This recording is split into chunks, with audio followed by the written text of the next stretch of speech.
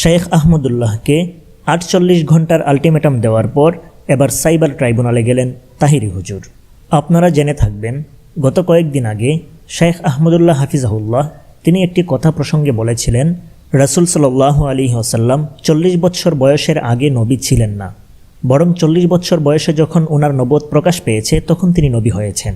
তার এই বক্তব্যের বিপরীতে মুফতি গিয়াসউদ্দিন তাহিরি হুজুর তিনি একটি ওয়াজের মঞ্চে শেখ আহমদুল্লাহকে ৪৮ ঘন্টার আলটিমেটাম দিয়েছেন যেন তিনি তার বক্তব্য থেকে ফিরে আসেন এবং জাতির কাছে ক্ষমা চান। বলছিলাম ২৪ ঘন্টার ভিতর আলটিমেটাম দিয়েছিলাম মামলার জন্য, তবে উনি যদি ভুল স্বীকার করে তাহলে আমি প্রয়োজন ওনাকে সেলুট দিব।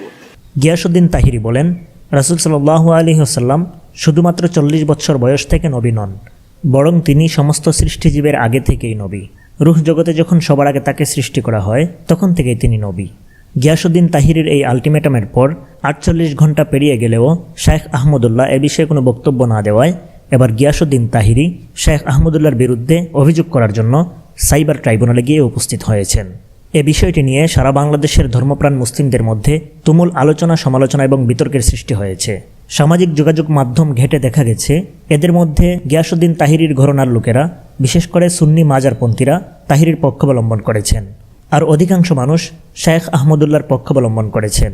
এ বিষয়ে প্রত্যেকটা ভিডিও এবং পোস্টের কমেন্ট বক্সে গিয়ে দেখা যায় বেশিরভাগ মন্তব্য শেখ আহমদুল্লাহর পক্ষে এবং গিয়াসউদ্দিন তাহিরির বিপক্ষে। কেউ কেউ লিখছেন তাহিরির জন্য গণধুলাই খাওয়া ফরজ হয়ে গেছে।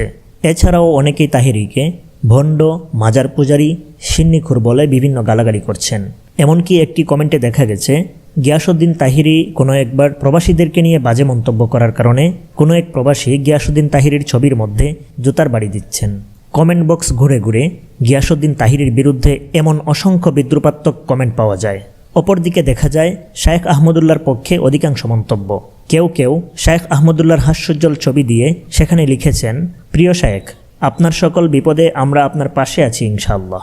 এবং সেখানে দেখা যায় লাভ রিয়েক্ট এবং কেয়ার রিয়েক্টের বন্যা বয়ে গেছে। প্রিয় বন্ধুরা, গিয়াসউদ্দিন তাহিরির এই অতিমাত্রায় বাড়াবাড়ি আপনারা কোন দৃষ্টিতে দেখছেন? তিনি এই বিষয়টি নিয়ে সাইবার ট্রাইব্যুনাল পর্যন্ত চলে গেছেন। বিষয়টা নিয়ে আপনার মন্তব্য কী? অবশ্যই কমেন্ট বক্সে জানিয়ে যাবেন।